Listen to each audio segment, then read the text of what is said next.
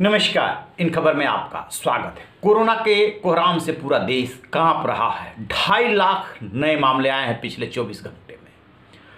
और इस तरीके से यदि दिल्ली की बात करें, जो देश की राजधानी है, वहां पे 24,000 से ज़्यादा का आंकड़ा है। 167 लोगों की डेथ हुई है। उत्तर प्रदेश में ये आंकड़ा 27,000 क्रॉस कर रहा है। जितने भी स्टेट हैं, बिहार का ले लीजिए, राजस्थान का ले लीजिए, महाराष्ट्र, छत्तीसगढ़, सब जगह की हालत खराब है। ऐसे में हर जहन में एक ही सवाल है कि ये जो दूसरी वेव है, इसका कहर कब कम होगा, कब थमेगा। दवाइयों की किल्लत अलग है।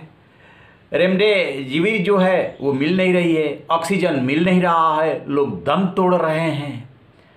तो हर कोई ईश्वर से यही प्रार्थना कर रहा है कि कब थमेगा ये कहर। आप ही भगवान मदद करो, सिस्टम तो फेल हो रहा है। कानपुर आईआईटी के प्रोफेसर हैं मणिंद्र अग्रवाल, उन्होंने इस पे रिसर्च किया है और बाकायदे स्टेट वाइज जो है उन्होंने एक अपना अनुमान प्रिडिक्शन किया है। तो उसमें वो ये कह रहे हैं कि उत्तर प्रदेश की यदि बात करें तो जिस तरीके से केसेज आ रहे हैं, ये 20 से 25 अप्रैल जो है इसका पिक होगा। यानी कि ये केसेज जो है 25 तक बहुत ज़्यादा बढ़ेंगे। ठीक इसी तरीके से दिल्ली का भी उन्होंने 20 से 25 अप्रैल के बीच में अनुमान जताया है। बिहार का भी और आसपास के जितने राज्य हैं, राजस्थान का थोड़ा सा एक हफ्ता लेट है। सबसे ज़्यादा जो डर लग रहा है पश्चिम बंगाल को लेकर के, क्योंकि वहाँ पे 8 चरणों में चुनाव है। चुनाव के बाद 2 मई को मतगणना है। इस दौरान खूब भीड़ भाड़ हुई है। किसी भी पार्टी ने, किसी भी नेता ने कोविड एप्रोप्रिएट बिहेवियर नहीं किया है। तो लोगों को लग रहा है, जो व्यंग और तंज में कहा जा रहा था सोशल मीडिया पे कि कोरोना वहाँ नहीं जाता जहाँ चुनाव है, कोरोना वहाँ नहीं जाता जहाँ कुंभ है, तो कोरोना ने बता दिया कि मैं कुंभ में भी जाता हूँ और चुनाव में भी जाता हूँ। कुंभ में तो ऐसा विस्फोट हुआ कि समय से पहले उसके समापन और विसर्जन की घोषणा करनी पड़ी।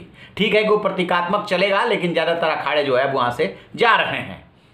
पश्चिम बंगाल में जो है मई के फर्स्ट वीक में पीक आ रहा है और तब पता चलेगा कि इन नेताओं ने जो किए हैं और जो ये चुनाव आयोग ने जो किया है उसका क्या रिजल्ट हुआ है। तब वहाँ की गरीब जनता को पता चलेगा, जब जो अभी लाठी और गोली में बात कर रही है, एक दूसरे दल के लिए लड़ रही है, हम और आप जो है व्यंग और तंज कर रहे हैं, उससे रिजल्ट उसका भी आने वाला है। वहाँ भी पीक आने वाला है। सबसे बड़ी बात है कि स्थिति संभले कैसे। तो इस पर जो है एम्स के जो डायरेक्टर हैं डॉक्टर रणदीप गुलेरिया, उन्होंने बातचीत कल की थी।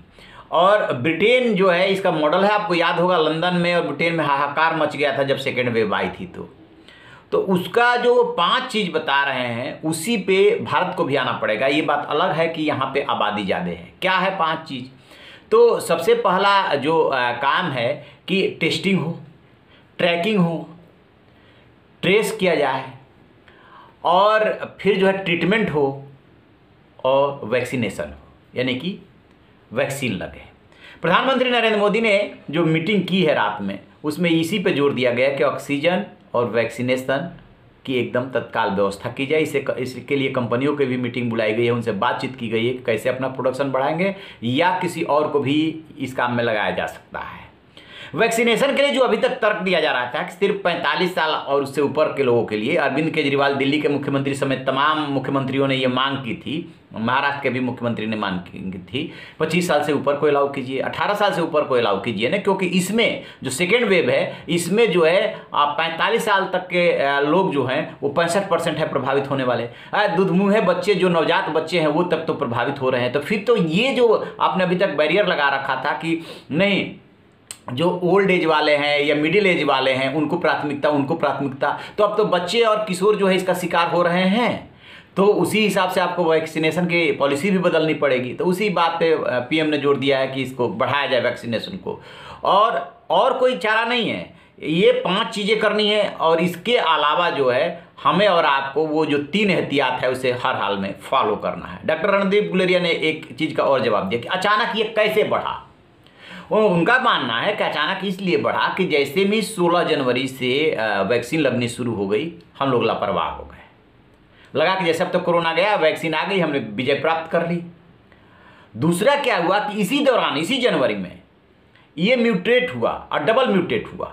कोरोना। और जो उसका नया स्वरूप आया वो और ज़्यादा खतरनाक आया, जिसमें कि ट्रांसमिट करने की क्षमता बहुत ज़्यादा है। यानी कि 1 मिनट आप 60 सेकंड सिर्फ संपर्क में रहते हैं जिस व्यक्ति को हुआ है तो आप में वो ट्रांसफ़र हो जाएगा। पहले क्या था कि 10 मिनट लेता था।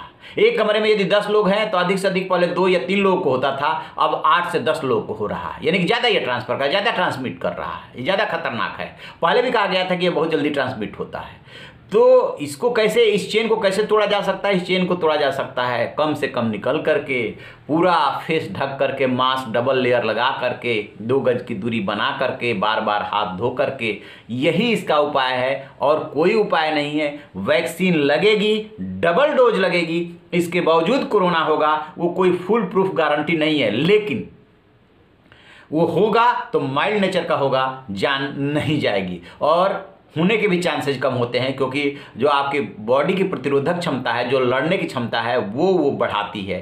तो इसलिए ये कोई भ्रम में न रहे कि वैक्सीन लगवा लिए हैं तो कोरोना नहीं होगा। तो आप रहिए ना बेखबर, देखते रहिए इनका।